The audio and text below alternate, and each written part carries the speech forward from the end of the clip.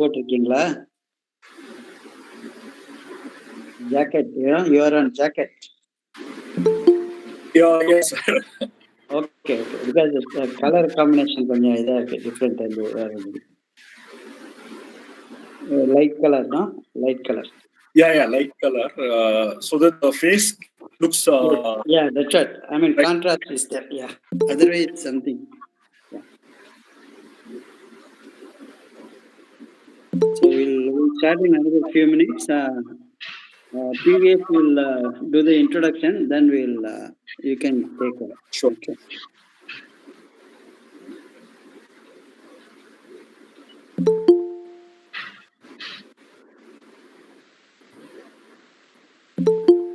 PVS, you can stop presenting so that Mr. Gokul can put his slides. Okay, sir.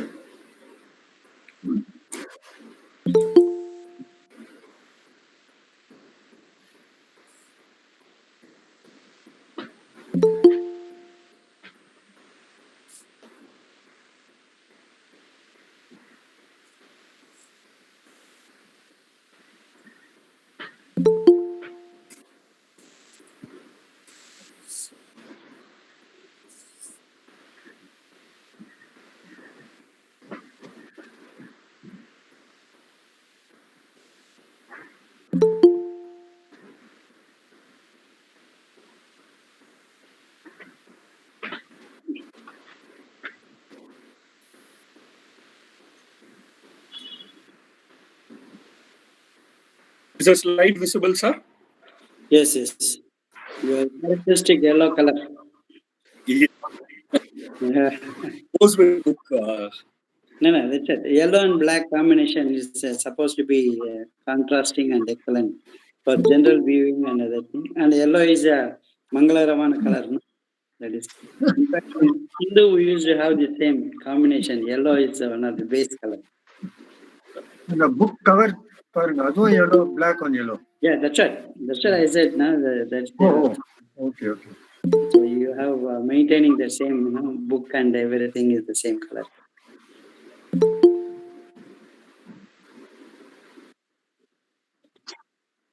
Yes, madam.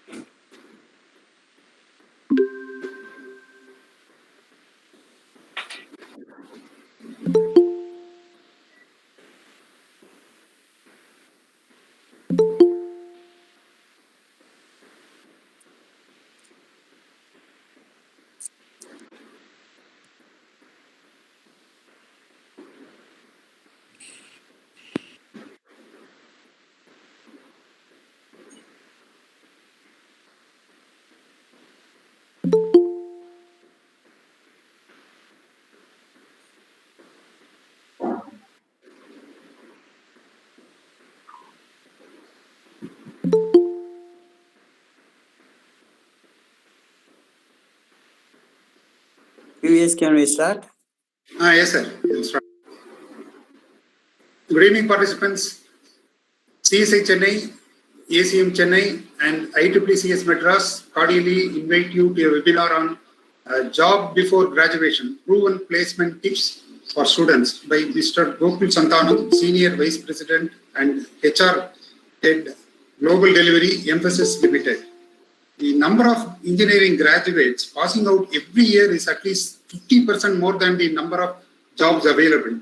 Also, 90% of these students are not job ready.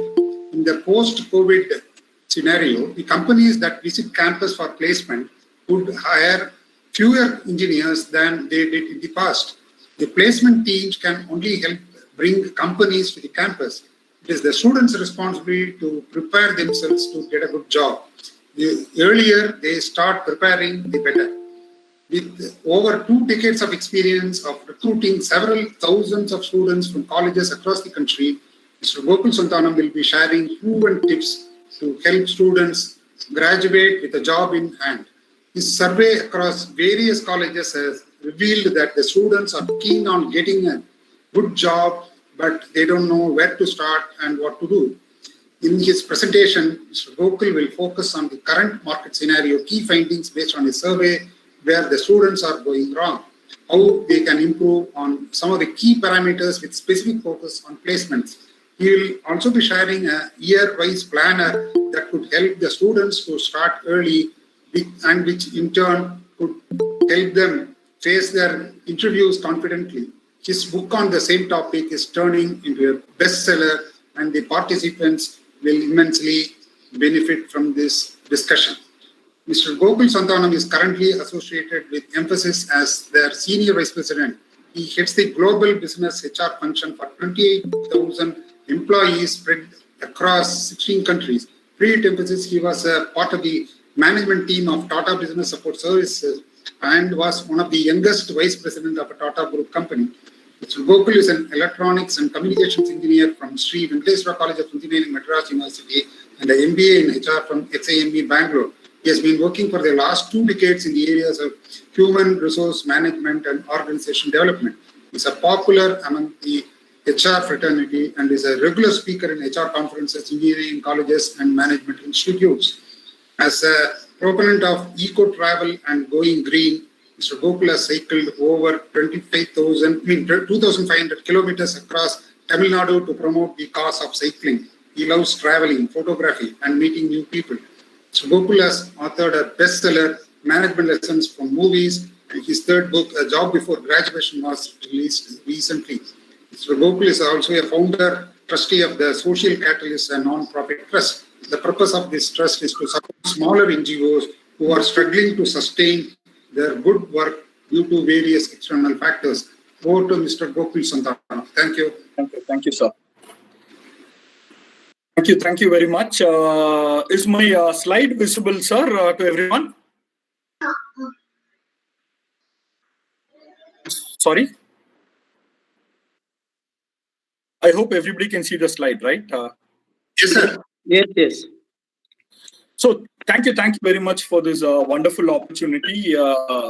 IEEE is a place which is very close to my heart. I used to be a very active IEEE member during my college days, and I used to sit on the other side of the table. We didn't have the video conferencing facility, but we used to physically do a lot of sessions, and I used to be on the other side. Time has now brought me to this side of the meeting. Thank you very much for all those who have registered. I have a lot of questions which some of you have shared with me beforehand. I'll try and address as many questions as possible in this presentation. But of course, we will also make some time for question and answer at the end of the presentation. Let me start with the introduction. As you're all aware, we have 6,000 plus engineering colleges. 1.5 million people graduate every year from the college. However, only 50% of them are getting employed, and 90% of the pass-outs are currently not job ready. When I say not job ready, that means they have got a job, but they don't have the skill that is required for the job. So most of these people are trained on the job by the company that hires them, and some of them even after that they say are not really job ready. Through campus, around 1.5 lakh engineers were getting placed. This is up to 2019. 2020, the whole landscape has changed. We had the COVID, we had the lockdowns. You're all aware of the unlocks that happened in phases and all of that. We are not so much aware of the layoffs that have happened, but some of you who have been reading business news would be aware that a lot of layoffs have also happened.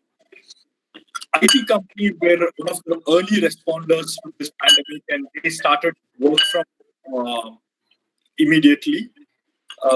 Almost 90% of the IT workforce is currently working from home, but in the other industries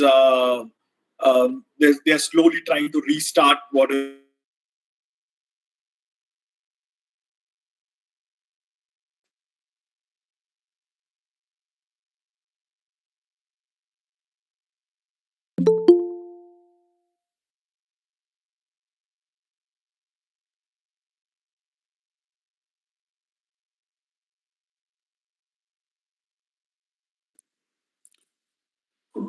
Gokul, there is no voice. I think seem to be some disruption in the connection.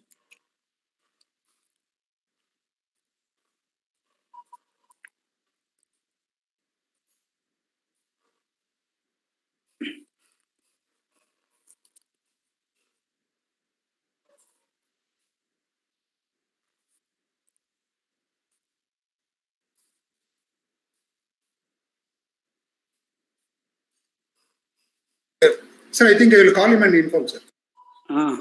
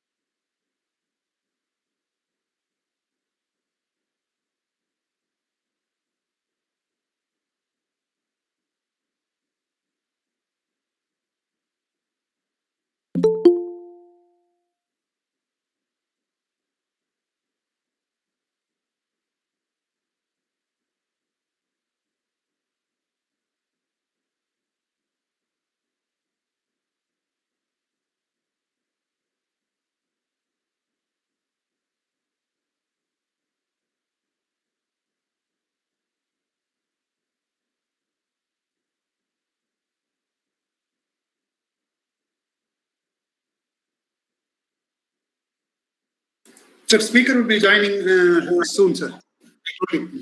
hello hello Yes, you are audible now. Yes, sir. I'm audible now? Yes, yes. Sir, I don't know where I lost you. I'm really sorry. I was busy narrating a story. Where did you lose me? I can start again if you want me to. Yeah, you'll have to start from the first slide on. Yeah. Oh, okay. First slide, no. First slide, that last portion, 2021, you are just covering up. Okay. That time we lost. Sorry, I don't know what happened. Yeah. I've spoken about 2019. I've spoken about 2020. I'm now coming to 2021, which is a time that we are assuming that will be post-COVID.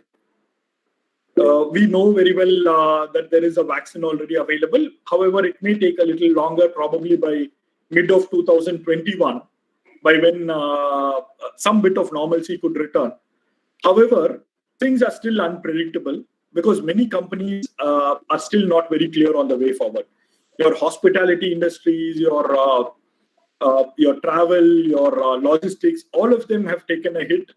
Even retail, if you look at online retail, probably has bounced back, but your regular retail is still a problem. And this obviously means lesser number of people are going to get placed from campus, because you have your 5 to 10% from 2019 who are there, 2020 who are going to join, and 2021 are going to graduate.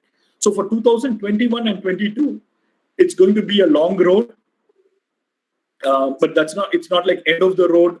They have to just work harder to get placed. So that's what I wanted to set as a context before moving forward. Yeah, your slide. Yeah, please present your slide also. Slide presented. Okay. Slide. Yeah.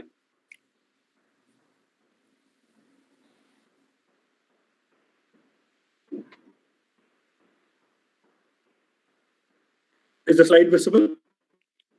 Yes. Yeah. Story time. Yeah. Story time has come. Yeah.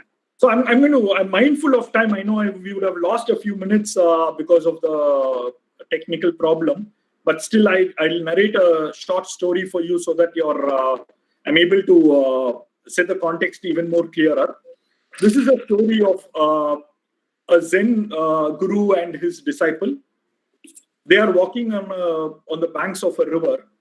This disciple is somebody who asks a lot of questions, and he's busy asking questions. And the Zen guru is also patiently responding to him on all his questions. And as they walk on the river, they see a young lady who's struggling to cross the river because of the heavy current. And immediately the Zen guru actually picks up this lady. He crosses the river, drops her on the other side, and he starts walking. Now the disciple who's following him suddenly becomes quiet. And for a good 15-20 minutes, the Zen guru walks and the disciple is following. And the Zen guru suddenly turns back and says, "Hey, what happened? You're a talkative one. You were asking a lot of questions. Why have you now become silent?" So the disciple says, "Guru, something is bothering me. Are we as monks allowed to carry women? I saw you carry a lady and drop her. Is that allowed?" Now the Zen guru looks at him on his eyes. He just faces him and he tells him, "It is not wrong to help somebody who's in need. But what is wrong is for you to carry this thought with you. I have dropped her. I dropped her 20 minutes ago. Why are you carrying her for the next 20 minutes?" While this is a philosophical story, I'm narrating this to you because we all carry a lot of baggages with us. We always have some inhibitions. We always think that certain things have to happen a certain way. And that baggage, we are very reluctant to keep it down. So my request for all of you is to let's keep some of those baggages down. Travel with me for the next 30 minutes. I'm going to be talking about some myths and then some problems and then offer some solution. Travel with me with an open mind, and then probably during questions answer session, I can clarify some of these doubts. Some of the big myths which most people have, especially engineers, is that they think that having a BE degree will make them an engineer and give them an upper hand in the job market. But unfortunately, that's not the fact. You can have a degree, but you can't call yourself an engineer unless you are a subject matter expert and you invest your time and effort into becoming an expert on the subject. A mere degree is not going to give you an upper hand in the market. People think that because I'm an engineer, it becomes easy for me to hire, easy for me to get a job. Companies no longer look for only engineers. They also have started hiring BSc graduates, MCA graduates, and even anybody with a science or an arts background these days, because companies are investing in training people. There are a lot of newer technologies. If we talk about the IT industry, there is Azure, there is cloud, but people don't even know what it is. And these are your upcoming technologies, and nobody invests time in understanding these technologies or equipping themselves. People think that engineers get the highest paid jobs. That I'm sure by now that myth is already broken. And many a times we also think that it's the responsibility of the college and the placement coordinator to get a job. You can only get a horse to the water, but you cannot make the horse drink the water. So these placement teams can only get companies to visit you, but they can not make them hire you. It is you who has to work hard and make yourself hireable. This is a very famous quote of mine. Hard work beats talent when talent doesn't work hard. Now just imagine a situation if you're talented and you are also working hard. You will become the hare in the hare and tortoise story, but not a hare that will sleep, but that will run. Then imagine the kind of distance by margin by which you can win the tortoise. So what I did was I did a survey with several engineering colleges. I traveled across. I spoke to close to 1,500 students, and I did a survey with 805 students. And roughly, if you look at the split, you will see that it's an equal split between the 4 years. And this is what my survey came up with. When asked a question on what is it that you're going to do, 72% of the students said they're looking for placements. This actually matches with several other published survey reports where they say 75 to 80% of the people look for placements. 21% of them said they're looking for a higher education, and some of them said that they are either planning to start their own business or join their dad's business or probably undecided. Now, when I ask a question to people as to how confident are you when it comes to placement, when I ask this question to first-year students, 70% of them say that they are very confident. 30% of them say that they are confident. So roughly 100% of them are either confident or very confident. But the same question when I ask to second years, third years, and final years, by the time I come to final years, only 20% of them are very confident. Another 40% of them are confident. And the remaining 36% are actually not confident. So from a 100% confident level, from a 70% very confident level, that very confident level has come down to 20%, and almost 36% have suddenly become less confident. Now, what is the problem? The problem is in your first year, you come with a lot of myth. You think that, hey, I've joined my engineering, I will get placed. There's nothing to worry. And it's only the final year reality starts hitting people. And that's when they would have seen their seniors struggling and they know the market. And that's when panic sets in. Now, stay with me. I'll show you some more data. I asked this question as to how confident are you in, okay, the first question is, in which areas do you think you need to improve? So when I asked this question, 60% or more have said that they have to improve on their communication skills. Of course, there are others who have said technical skills or analytical skills, but the majority of them have said they have to improve on their communication. Now, when I ask another question to them saying, how confident are you regarding English language communication? Only 20% of them are confident on their English language communication, and the other 80% are not confident. When I ask a question to people as to where do you read a newspaper, or do you watch a news channel, or do you read something to do with news, either through on the internet or anywhere else? Only 1% of the population said that we do this. The remaining 99% of the people get their regular dose of news only through their WhatsApp or Facebook. And this news that they get on WhatsApp is also not something which is the real news, but it could be a fake news, or it could be a news with entertainment value, but not something that would actually help them in their group discussions or aptitude test. Let me tell you why I came up with this, a job before graduation. So after hearing all these stories, I realized that I cannot be everywhere. So wherever I go and talk to students, I'm able to influence a small group of students. But then whenever I walk out of the meeting, though I would have answered a lot of questions, there's only something I can do in 1 hour's time. And I always felt that I'm not able to give enough. I came up with this book, A Job Before Graduation, a simple 100-page book, which I thought can go to places where I cannot be physically there. And I'm just taking a few tips from this book, and I'm going to be sharing and talking to you about it. Before I move to the next topic, there's one more interesting point. A lot of engineering students were traveling by college bus. I asked them this question as to what do you do when you travel in the bus? Most of them said they either listen to music, they watch movies on their mobile phones, they use social media on their phones, and some of them said they sleep. Only 1% of them said that they will talk to somebody who's sitting next to them. And these were the questions I asked. Why this talking to people is very important is because of this reason.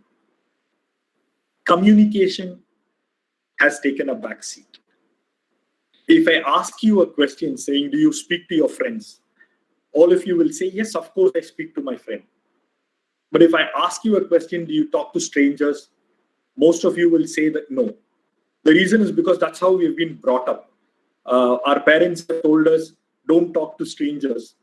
And even after we have grown up, when it comes to talking to strangers, sometimes, like they say, the cat will catch the tongue.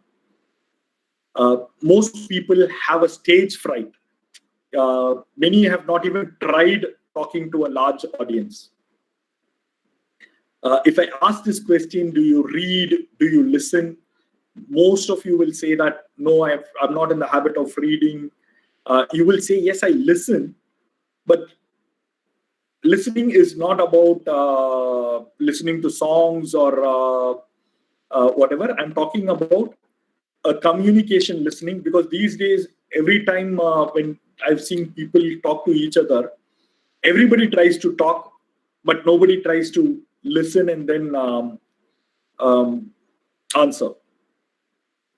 There's, of course, another way of communicating, which is your body language, which again, with all my interviews, I find that is a big area of concern. So these are all the problem statements. Now, are these problems really a problem for everyone? No. When I went and spoke to students across, I found out that there are a lot of people who have come up with creative ways to actually address these problems.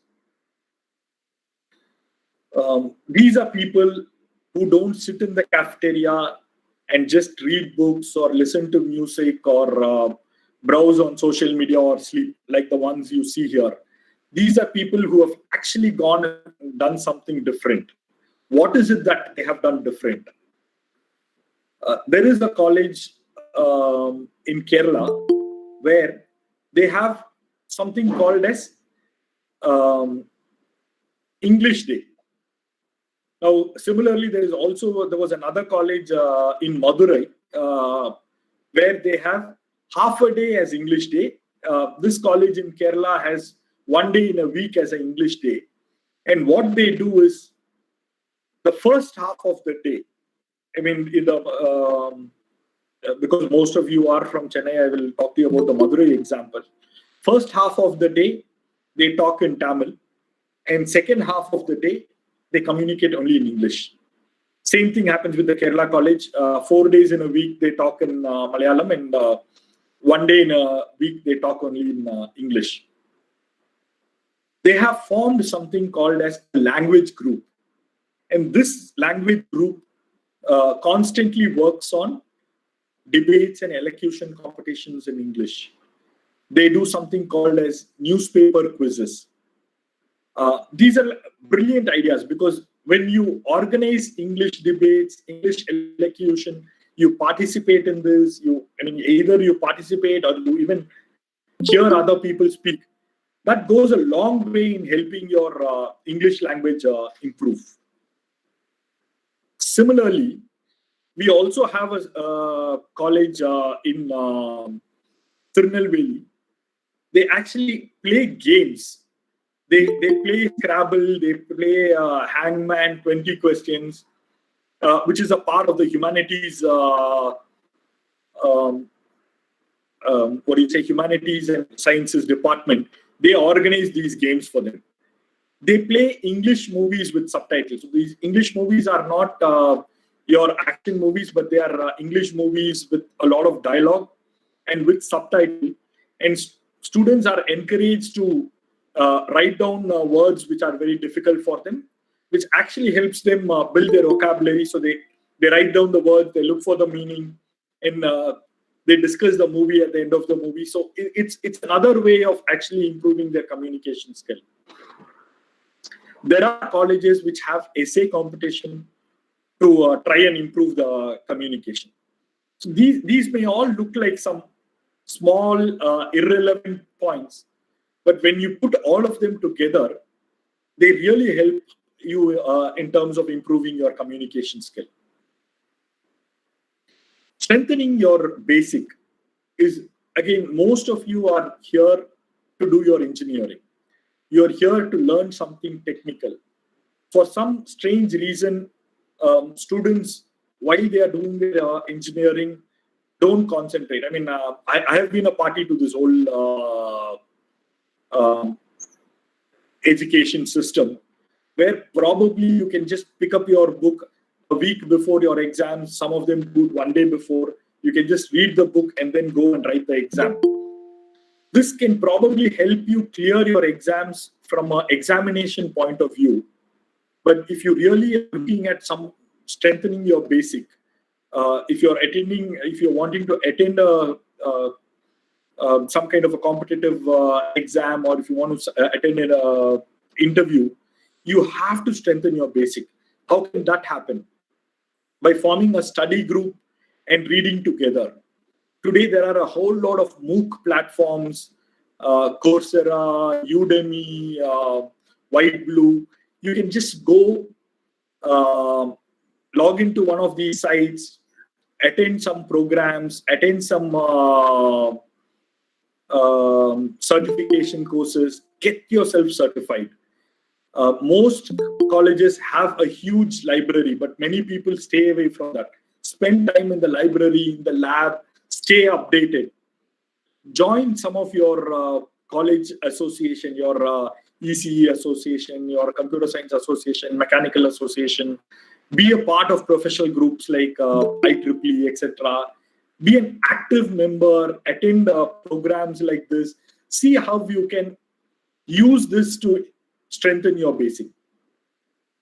Attend seminars as a viewer, and then start presenting papers. Start participating. Participating in symposiums, hackathons. They help improve your subject knowledge. Try to get a challenging internship. These internships and projects actually are huge value adds in your resume. And if you're able to have some projects with you in your resume, small projects, some cloud project, some Azure project, if you're able to do, and these projects actually help you open doors.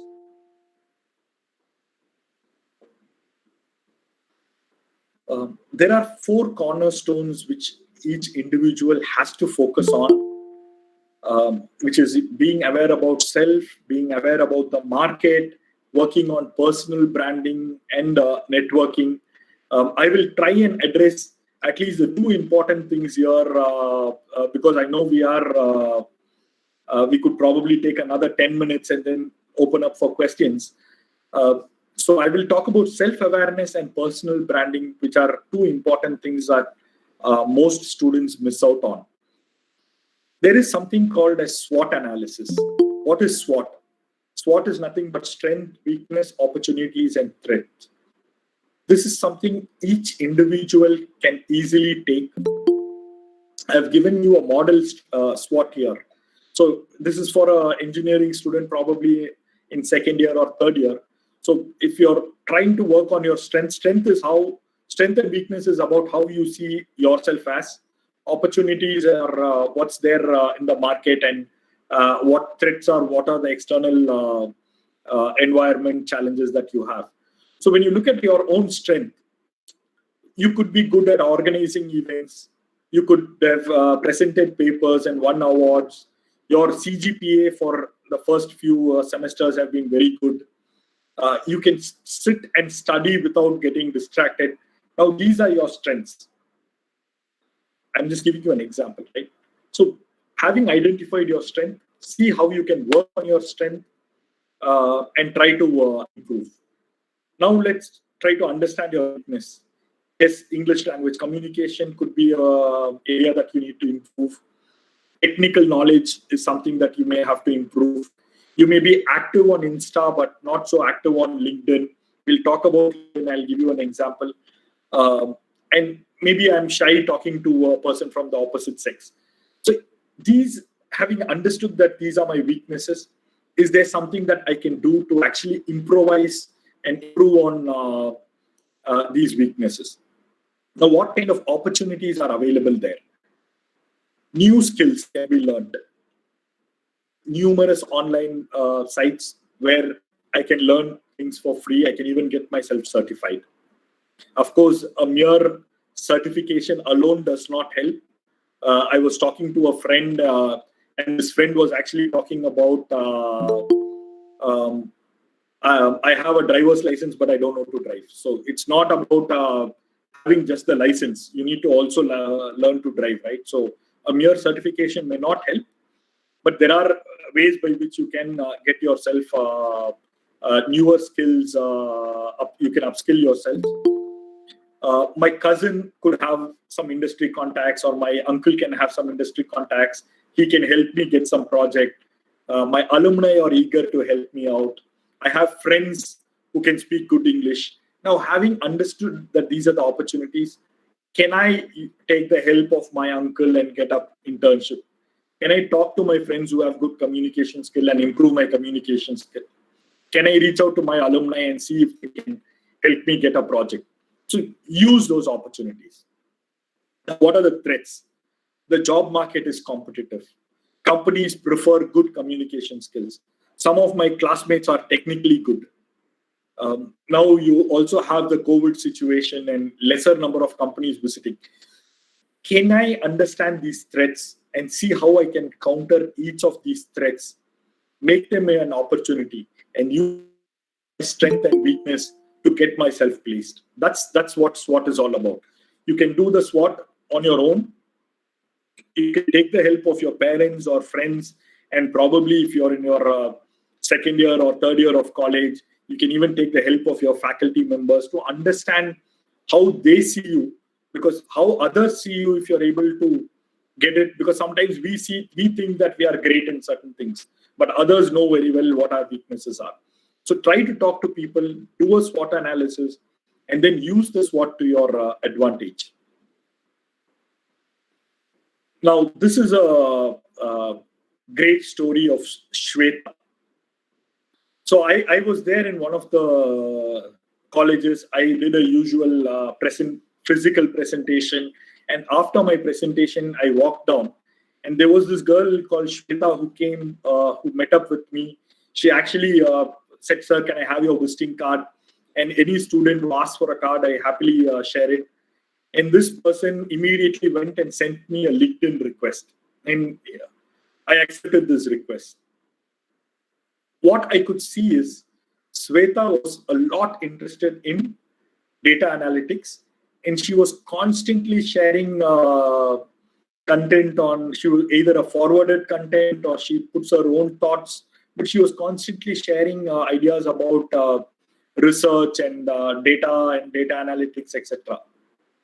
Now, on a different note, I met one of my friends during a coffee table conversation. And I asked, and this person was saying that it's so difficult to get engineers who are actually interested in data analytics. And he was looking for fresh engineers for his data analytics company. And immediately I said, hey, I know one girl who keeps sharing a lot of these things. Let me connect you. I connected Shweta with this person. And this one thing led to another, and Shweta finally got placed in his company, and she worked in his company for 2.5 years, and she's still in touch with me. Why I say this is because this clearly is an example of how personal branding helps. There are 3 aspects of personal branding. One is the physical you, how people see you, how your faculty or friends see you. On paper you, which is nothing but your resume, and the digital you. Most people don't focus on the digital self. Most students I know don't have a LinkedIn account. I would urge you to open a LinkedIn account, because that's the place where professional people hang out. Be a part of relevant groups, connect with industry thought leaders, people who actually are in your area of interest, and try to see what kind of information they are sharing, because that will help you understand where the market is heading, where you should equip yourself and move there. Because most people do this in the final year when it becomes too late. Be a part of LinkedIn, start sharing original content, or at least share articles which are in your area of interest. See if you can target an internship or a project through LinkedIn.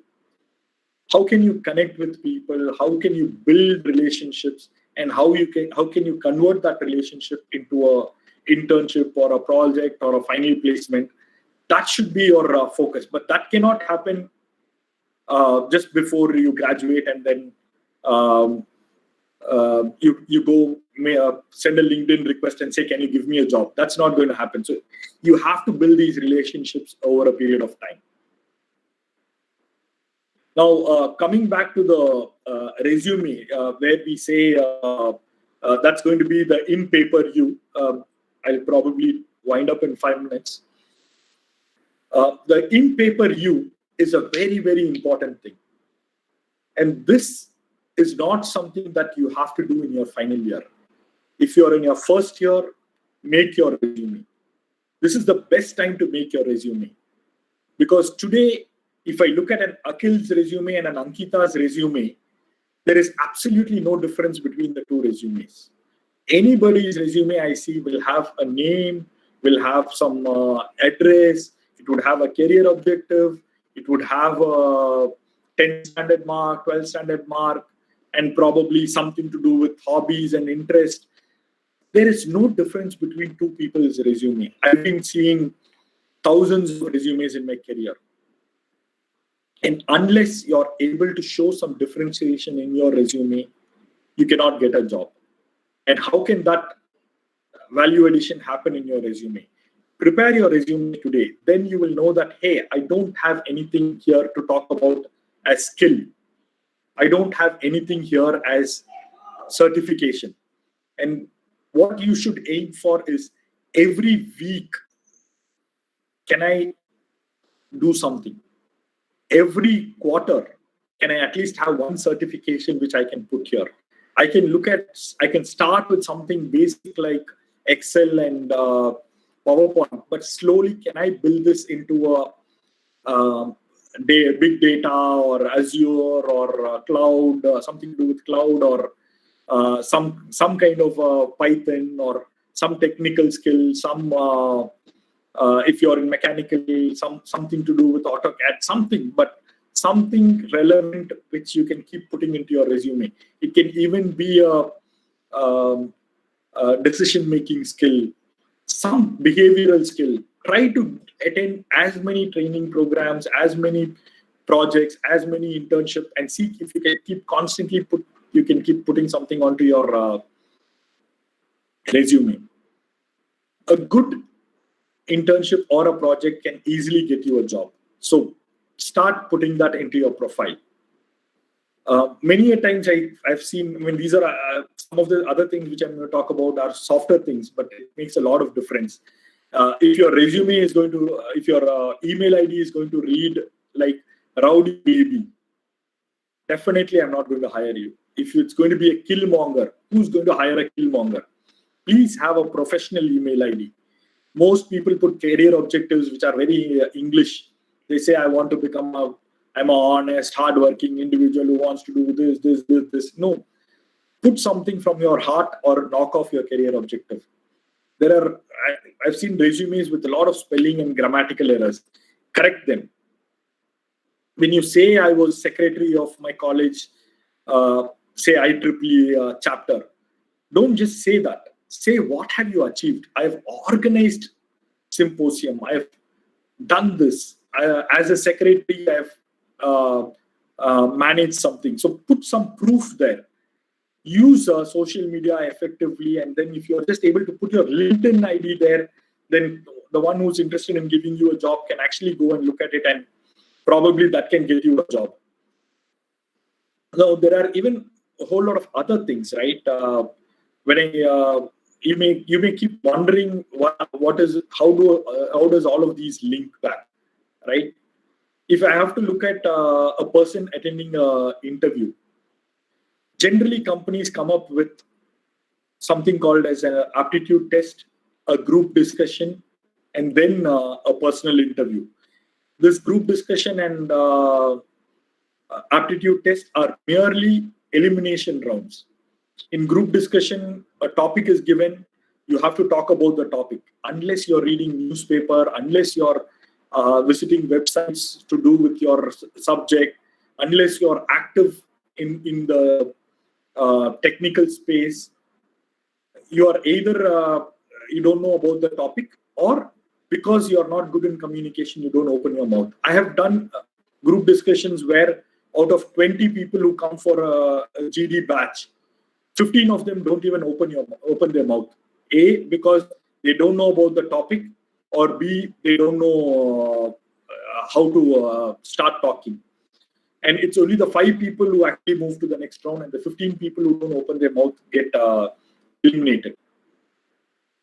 People don't practice their aptitude test due to paucity of time. I'm not giving you pointers on aptitude test or GD or other things. But of course, the book is there, or you can even do a Google. You will get several ideas on this. So don't treat this as something easy and you can crack through. Most people falter in the aptitude test and in the GD. And only if these 2 rounds you are able to clear, you can actually move into your interview round. And for that interview round, you need a good resume, you need a good resume value add, and without all this, you really can't crack it. So in short, year 1, read books, blogs, see how you can improve your communication skills, pick up friends wisely. When I say wisely, I know friendship doesn't happen with some of these things at the back of your mind, but ensure that in your group, you have people who can communicate well, people who are serious about the subject, because that is what is going to help you. If you don't have anyone in your friendship group, then probably you should also have 2 groups, because don't just stay with a group that will have fun. You need to have fun, but also work. In your second year, start interacting with seniors, practice for group discussions, do the SWOT analysis, do the MOOC courses, start getting yourself certified, be active in symposiums, make paper presentations, start working on your resume, do the SWOT. Unless you start doing all this, unless you start building a personal brand, unless you do a good internship, just sitting idle for your 3 years and trying to do all of this in your final year will definitely not help. A good resume can open doors. A good internship can create opportunities. See how you can make use of all this and have a wonderful career. I'm keen to see all of you get placed before you graduate. I'll be very happy to connect with you on LinkedIn, Insta. I have my own website where you can come and start interacting with me. You can just click a shot. You can click a screenshot and connect with me. I will try to answer as many questions. I've tried to answer at least 30, 40 questions that came to me beforehand. But if there are still any more questions that you think I can answer, we have another 11 minutes, or I'm available, so I can extend. I don't know, Mr. Mohan. There is no problem in terms of time. You can please go on, whatever you want to say, because the session is extendable. There is absolutely no issues. Thank you, sir. So over to you, folks. Any questions you want, I'll be very happy to answer. Okay. So, we are expecting some sort of a roadmap from the first year. Are you likely to give from first year onwards? What are the steps? A student. Yes, sir. Yeah. Yes, sir. So, first year is actually the most critical year. This is the year where you actually don't know anything about your engineering, and your subjects are also going to be very basic. You will learn your English, maths, physics, chemistry, all of that you would have probably studied in your 12th. But this is the year when you actually try and work on your communication skills. Do what it takes to start working on your communication skills, because that's something that will take a long time for you to improve. So start reading, make use of your college library, start making your good friendship connection. Like I said, people who are good in communication, people who are serious about studying. Many times in one of the important chapters in my book, I have spoken about this. I know of people, so I was trying to check on best practices, and some of the students said that they actually try and study one subject during their semester break from the next year. These were toppers, so we spoke to a group of toppers, and what they said was they used to put one subject from the next semester and read it during their semester break, because that gives them a heads up. So when they start working move to the next year, one subject they don't have to study. They just have to study the remaining subjects. Probably this can work for toppers. I'm sure many may hear me and laugh out loud and not follow it. But then I thought it was a good idea. But first year, try to invest in your basics in terms of communication, in terms of making the right contacts. And then when you move to your second year, that's the year when you start getting exposed to your subject. That's the year when you start talking to your seniors. Try to understand from them what's happening around. And then you can start working on your being a part of your college technical association, joining your IEEEs and other professional organizations. See if you can get into LinkedIn, start getting active. Make your resume in your second year, because that's the time when you know whether there are any gaps. And then you can start doing various certification courses, trying to better equip yourself for a lot of things. And this is the year that you should also start taking mock aptitude tests, because for those people who are trying for higher education, etc., It's a third year that they actually go for a GRE, GMAT kind of things. And this is the year when sometimes placement also happens in some colleges in the third year. So start practicing your aptitude test. Aptitude test is generally very, very simple. However, unless you have a practice, most people struggle to complete it on time. So start doing your mock aptitude test. Start doing mock group discussions, mock do elocution competitions, etc. Because when you come to your third year, that's the time when you should be very confident in attending any aptitude test or any group discussion. Now, that alone does not help. Along with that, you need to have a good resume, and for this good resume, you should have probably have done a few courses, few certifications, understand what is the current trend, and go with that.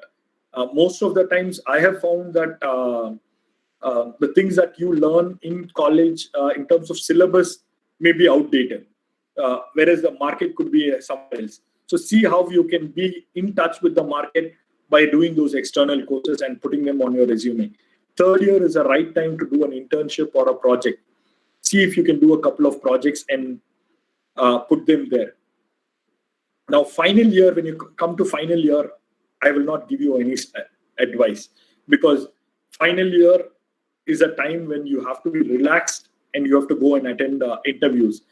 That's the time when you should have already been good in your communication, in your group discussions, in your aptitude test. You should have a few projects and all that. Final year, if you're going to start late, then it becomes very difficult. So do anything and everything you want to do in your first 3 years. But if you're listening to this talk now and you're already in your final year, I know in some cases it could be a little late, but better late than never. So still you can start working on some of these pointers that I gave you.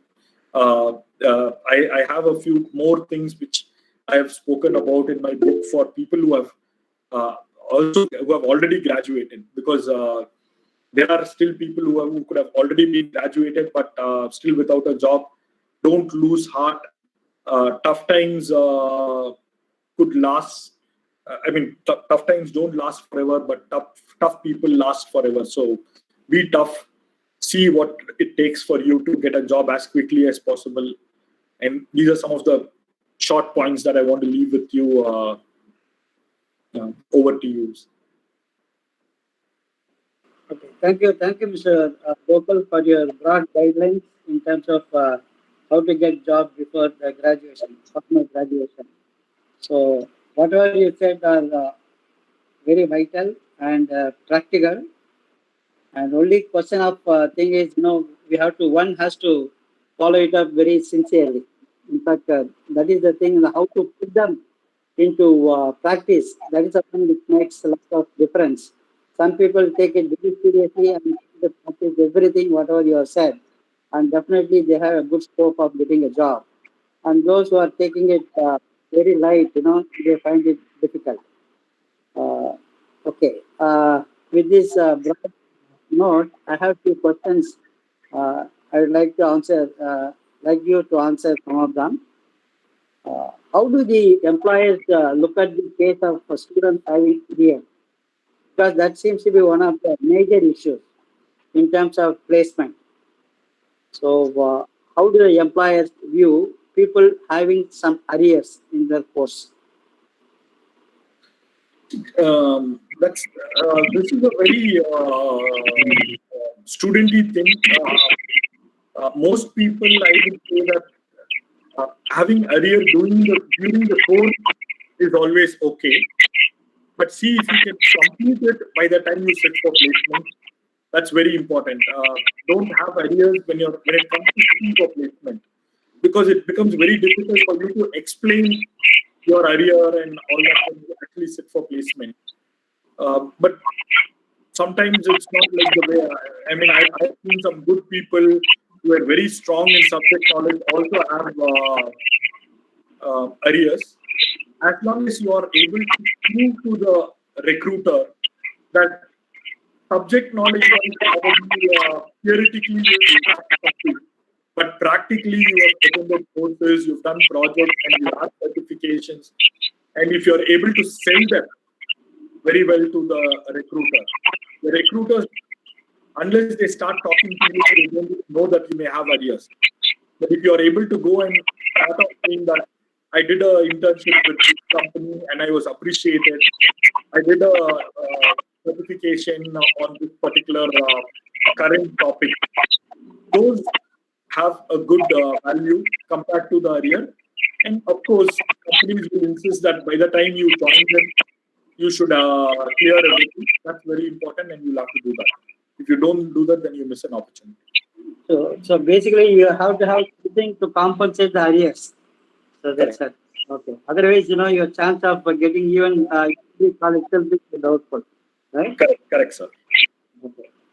And see, nowadays that mostly the IT companies are coming through for placement, and core engineering companies, there is a lot of lull in the activity in terms of campus placement and things like that.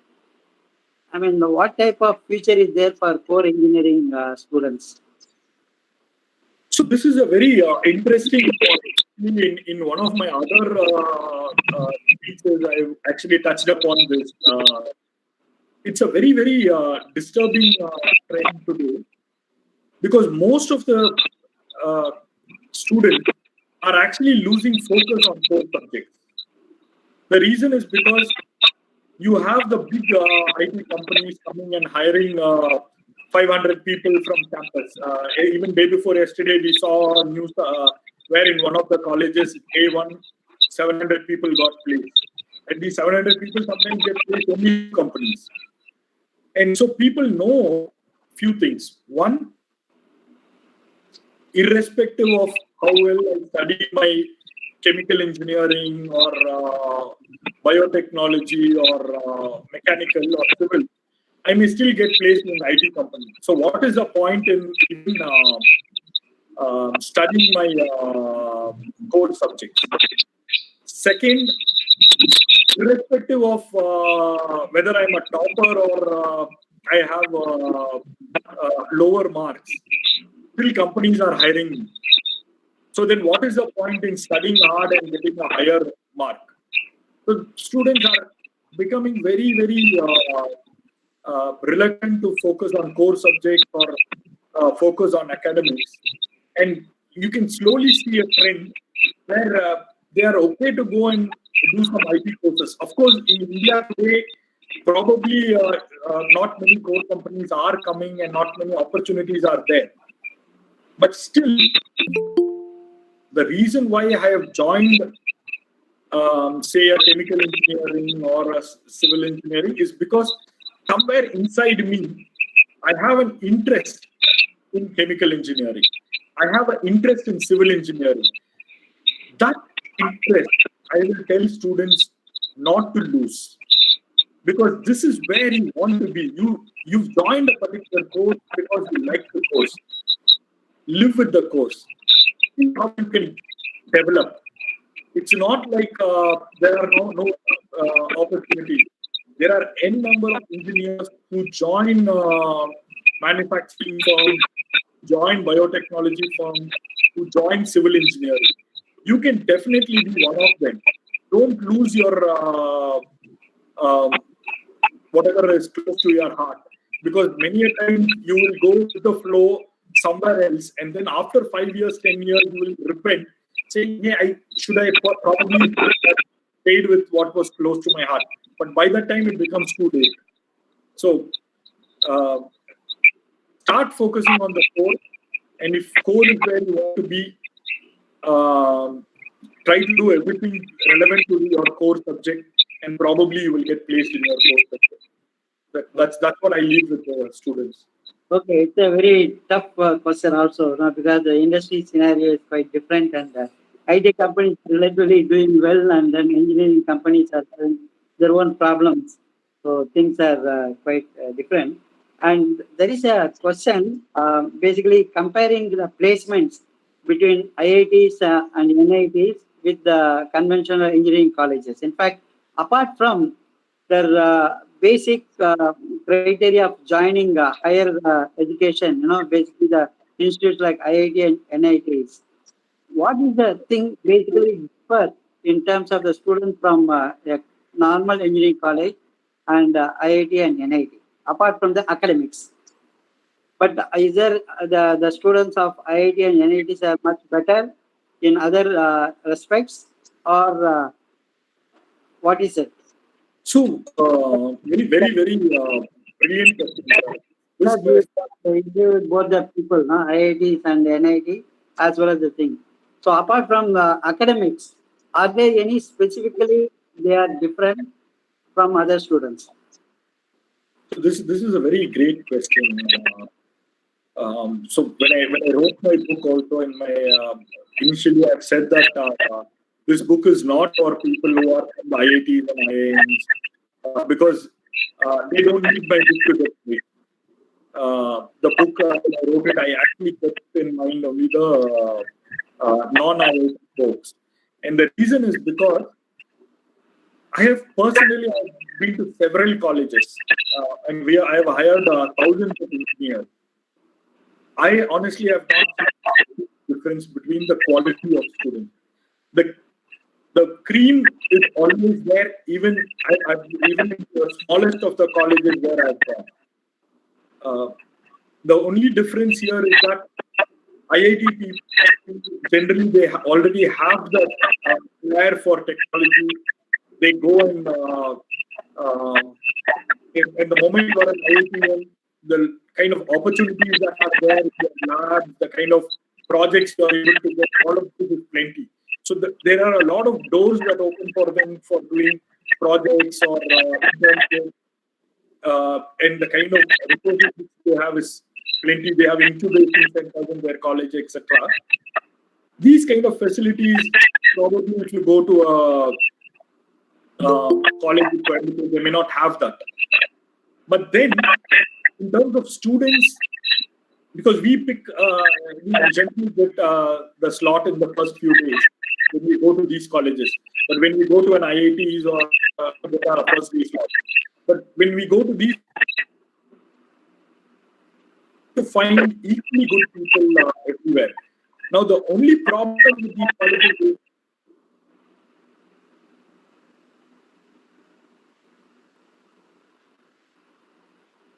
creamy layer. The remaining 90% don't have the same kind of effect. It always worries me actually. Why would only 10% of people take their opportunities seriously and others don't? But if the colleges encourage the students to do courses, if they have language labs, I've seen colleges who have language labs, a wider certification. They allow external people to come and train their students on cloud. And if you go to a company and say that I have in my college everybody is cloud certified, people need certification. That's what we talk about being job ready. If these colleges invest in making their students job ready, then companies will stop going to only IITs and they will start coming to the other colleges. So both the colleges and the students have to work together to get themselves job ready, which is currently missing. So basically, the colleges have a major role to play in terms of improving the placement opportunities. Correct. And so, in fact, many of the companies are also advising the colleges in terms of how they can prepare the students. And there are things like Campus Connect, and TCS does few programs exclusively for the colleges and things like that. Correct. So I think there seems to be some amount of negligence from the college side that they are not taking that seriously. So that way, it is affecting the career opportunities for the students. Can we take it like that? Very true, sir. And but again, I will not put the blame only on the college. It's also the students. They have to either push their colleges to give them these opportunities. But if college is not giving the opportunity, End of the day, it's their career. They have to go and figure out a way to fill that gap, because it's they who are finally being, they're going to carry the cross for something which college is not doing. Okay. See, nowadays, a lot of importance is being given for entrepreneurship. So, is the job is the only opportunity, or the entrepreneurship, how it opens opportunities for the students? There are multiple opportunities. I because this is more an engineering crowd, I'm not sharing some of these things. But when I go and talk to, sometimes I also address school students and other arts college students. There is plenty of opportunities available. I have seen people make wonderful careers in several other areas, and not just their core area. But in the event of not dissuading the core thing, I can still talk to you about people who have come up with their own innovations. So one of the colleges in Ramanathapuram, they have a entrepreneurship cell where students are encouraged to come up with their own small engineering devices. And some of these, the college helps take it for patent, or trying to help set up some kind of a small scale industry. And there are two people who have successfully started some small scale industry from this college.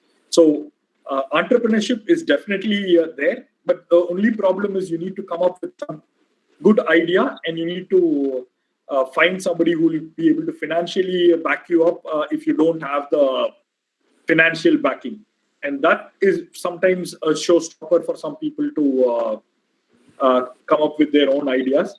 But good ideas, probably some at a later point of time, if you have the fire inside you, once you have the required money, you can actually come up with it as your own venture. So if people have the flair for entrepreneurship, they should do that. And colleges also encourage, sir. That's today many colleges don't encourage entrepreneurship. They don't have an entrepreneurship cell which encourages students to become entrepreneurs. No. I mean, Anna University has recently made it compulsory that every institution should have an entrepreneurship cell and things like that. Of course, and also the Atal Innovation Lab. They are trying to make it having some makers workshops and things like that. But slowly they are improving in this direction.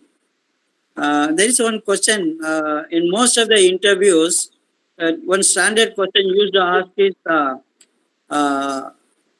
tell something about your strength and weakness. It is a very standard question. Many times people are not fully aware what to tell, which is going to be convincing reply. So can you tell as an employer, what do you expect people to tell? So when I advise students, I always tell them that there are some standard questions which interviewers ask. They first want to keep the interviewer at ease. So the first question will generally be, can you tell me something about yourself? Or can you take me through your resume? Which is nothing else but telling about themselves. Second question is, talk about your strengths and weakness.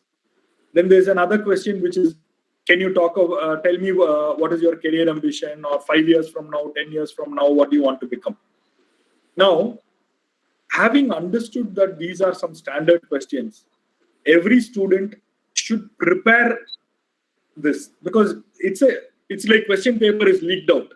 If your question paper is leaked out, you study that question and you go and answer it, right? So it's very important that you have a short and sweet, interesting thing about yourself, something where you will talk about your strength, something about your weakness. Now, many times people ask me, sir, what should I say?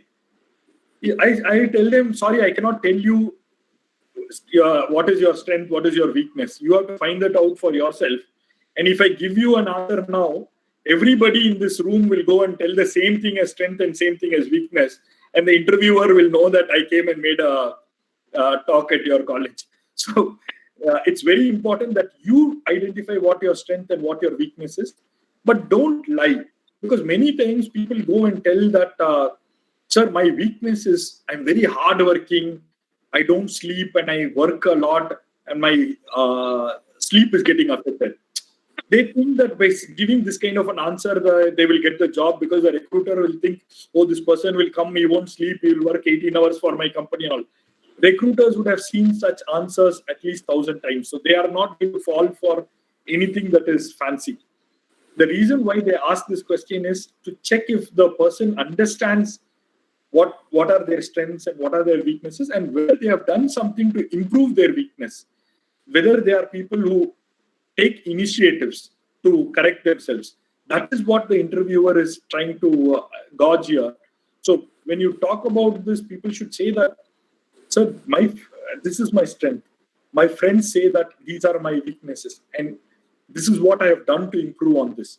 My communication used to be my weak area. In the last 3 years, I did this to improve it. That gives you a very good feeling to the interviewer. So try to prepare answers. Don't try to fake answers is what I will leave with the students generally when they ask me this question. Okay. So which means some amount of practice in advance in terms of mock interviews, will it help? Definitely, sir. It really helps. Many a times when I do mock interviews for some MBA students in certain colleges, so many times students have something great in their resume, but when they talk about, can you talk about your strengths, weaknesses, or whatever, they don't talk about it. I say, hey, you've said that you're very good in data analytics and you've got a certification. So when I ask you for your strength, you should have told me that I'm good in this. I would have immediately given you a job. But you are talking about so many things which are not relevant to me as your strength, and missing out on something you already have in your resume. So mock interviews definitely help people improvise. There is a question related to management course. Basically, MBA courses are taken by freshers as well as people with some work experience. So what happens in the case of people having some work experience and doing MBA, competing with a fresh MBA? Do they, how they get differentiated? Like, the fresher just without any experience does academically well, will it have a chance to get employment, or a person who has got an experience and doing the MBA course, who will get the preference? So this again is something which actually depends on the relevance of the experience. Many a times people think that their experience will help them get the job, and they have to be differentiated when it comes to salary package and all of that. But what happens is the experience could be, so for example, I could have worked in a BPO industry as a call taking agent. I could have worked in a software company as a programmer. But if I'm doing an MBA in finance and I'm sitting for a finance interview, or I've done an MBA in HR and I'm sitting for an HR interview, the other experience really doesn't matter unless they have worked in finance or they worked in HR. The past experience really doesn't matter. And why companies are coming to campus is not because they are not getting experienced people outside. So if I want a 3-year HR experienced person, I can hire somebody from another company. If I want a 5-year marketing experienced person, I can hire the person from another company.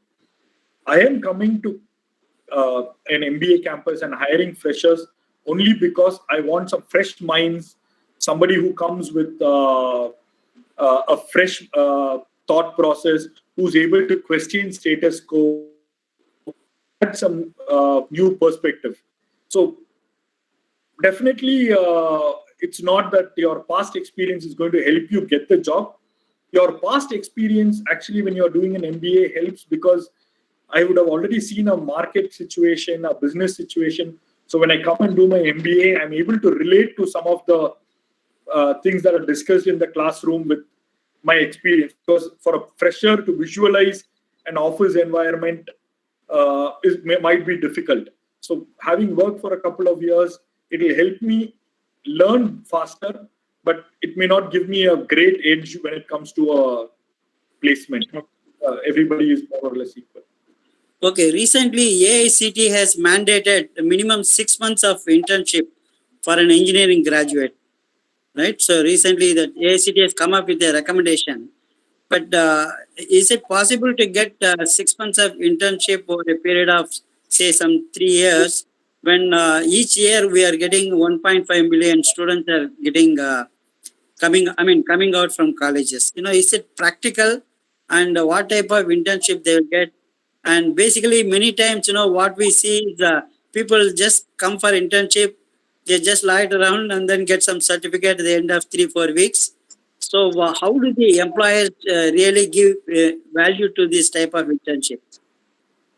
So this is where very interesting, sir. I didn't know about this AICT rule. Actually, it's a very good rule. This is what I've been telling students also. Please do internship. Now, a short 2-month project or 3-month project, people don't take it seriously. And what people do, they go and ask for a project in an IT company. But what the IT company is working on could probably be today on something to do with Angular.js, Python, or AWS or Azure. Now, these people don't know anything about that. So they come and ask for projects or internship. Well, the company is not going to sit and train you for 2 months. So if you're looking for a 6-month internship, you should have probably understood in which area I want an internship. Go study that, get yourself certified, and then when you go to the company and say, sir, I have a cloud certification, I'm looking for a cloud project, companies will be more than happy because it is free labor for them. They are going to get projects done out of college students without having to pay them a stipend, because it's a win-win, right? These people learn on the project, they get work done. But if it is like I have to train people and get the work done, that's not going to happen. But definitely for trained people, I'm sure there is a whole lot of market available. This can become a new stream of revenue for companies who can actually leverage on low-cost workforce. They could probably give these people a stipend also and get them to do some projects, which actually will help them get better margins in their business. So it's a big thing for the companies and it's a big thing for the students, provided students equip themselves and go there. Yeah, it's unfortunate the students are also expecting internship only on specific areas, which the companies, they find it difficult. Instead of supporting the companies in their immediate requirement, the students are very keen in doing some internship on a specific subject and things like that. So there is a lot of gap between the requirement of companies as well as the interest of students. There seems to be some problem associated. And just one added point, sir. Colleges can also look at tying up with companies and telling them that in 6 months' time, these people will come to you for an internship. Can you tell us what are the areas that they have to work on? So the company can tell them that, hey, I need 3 people for testing. They should study Selenium testing. These 3 people, I want them to study Angular.js. 5 people for cloud or 10 people for Azure. Go work on, prepare, get yourself certified. So 6 months later, these companies can actually take them and give them the project. Okay. Yeah, I think so. The institutions, they need to do some extra work in terms of licensing with the industry, and so I think beyond the placement officer role, the faculty also, they have to work together in this exercise. Correct. And the concept of finishing schools, what is your opinion about the concept of finishing schools? No, those who are passing out the thing and then I mean, some sort of a skill gap building up, something like that. Finishing schools, there is a concept where the students, they don't have the required skill sets for the industry, and bridging the gap between the industry and academic courses. This has been happening now for at least I know for last 2 decades. Right from the time that I passed out. So when I used to study my engineering, I used to study Fortran and Pascal, but the industry was already in C and C++. So that gap has been continuing throughout because the subject, they don't catch up with what is the current trend. By the time you get probably your book ready and approval and all that, the market moves. So it's very important here again for the industry and academicians to work together. Colleges should have some industry people in their academic council who will actually tell them beyond the regular subjects, what is it that college could do to actually bridge the skill gap. And that can happen only if each of the departments have some academicians in their, some industry people in their academic council who are constantly able to tell them what kind of skills are available in the market and how to bridge the gap. Because this is a changing goalpost all the time. So it has to happen only through collaboration. Yeah, it is a parallel track, like a railway track, that never meets, it meets, always the gap remains parallel. Okay. And nowadays, most of the governments are setting up some training centers to improve their placement opportunities, like as per Skill Development Corporation's initiative and things like that. Are they really helpful? As an employer, have you been interacting with the government initiative, this Skill Development Corporation initiatives? No, sir. Honestly, we haven't worked with the government. We know NASSCOM is also doing a lot of skill development activities and trying to help bridge the gap. But then for our kind of requirements, we still go to the colleges and we are able to hire talent there. And of course, like I said, the skill gap continues to be there. People are not job ready. We have a big training facility in Mangalore. So we hire people, take them to Mangalore, we train them and then put them on the job. But we've been doing that now for many years. Yeah. This topic is a very vast topic, and then, it can pose a lot of questions from different ways. People have different perceptions about job and so on. And one last question, but specifically related to your organization. One of the registered participants has asked that he has been selected in Mphasis, but he is yet to get the call letter. So maybe I can take it up offline. Yeah, I will do that, sir. The call letters, again, what happens is, like I said, people make, if the person is from 2020 batch, 2020 batches normally get hired until June of 2021. And then the 2022 batch comes in. So while companies go and hire 5,000 people, 10,000 people, not everybody joins in June. Every month, probably 100, 200 join. The next batch comes up. So, but I have to say that Mphasis in the last 20 years, even when September 11 happened, we have never gone back on application. If we have made an offer, however bad the market is, we would have always hired the person, but we have never taken any offer on the road. Okay, thank you. Thank you very much, Mr. Gokul, for your excellent presentation and also answering the various questions posed. Now I would like to request Dr. Sakthivel, yes, Chairman of IEEE Computer Society, to propose the formal vote of thanks. Dr. Yes, sir. Sakthivel, please. Yes, sir. Good evening to resource persons and organizers and all the participants. On behalf of the organizing three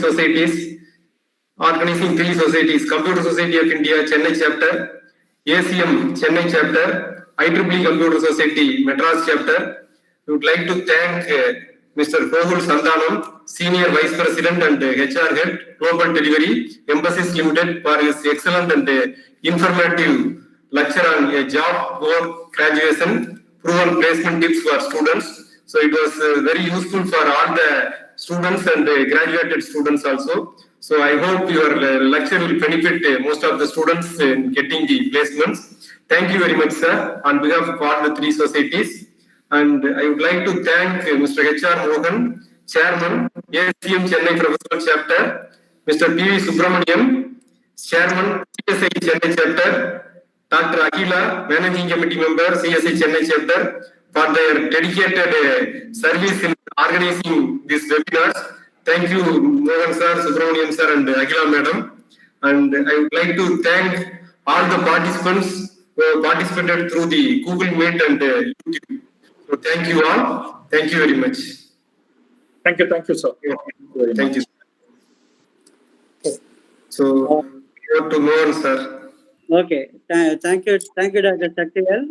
Yes, And sir. before we wind up our today's session, I want to give an update about the forthcoming programs. On 26th of this month, we have a program on balancing your mind, spirit, and body for a long life. That is on 28th of this month. With that, we will be closing the year 2020. On the 2nd of January, the first program for the year 2021 will be starting on digital supply chain management and smart factory. So this will be talking more in terms of new technologies and digitalization taking place in the smart factory industry 4.0, and also how the artificial intelligence, robotics are going to be helpful in terms of disrupting the industry perspective. So we have already sent the invitation to both the programs, and please do register and then start attending them. Thank you very much, and thanks for your participation in this today's program. Once again, our sincere thanks to Mr. Gokul for his wonderful presentation. Thank you, Mr. Gokul. Okay. Thank you, sir. Okay, good night. Thank you, sir. Excellent.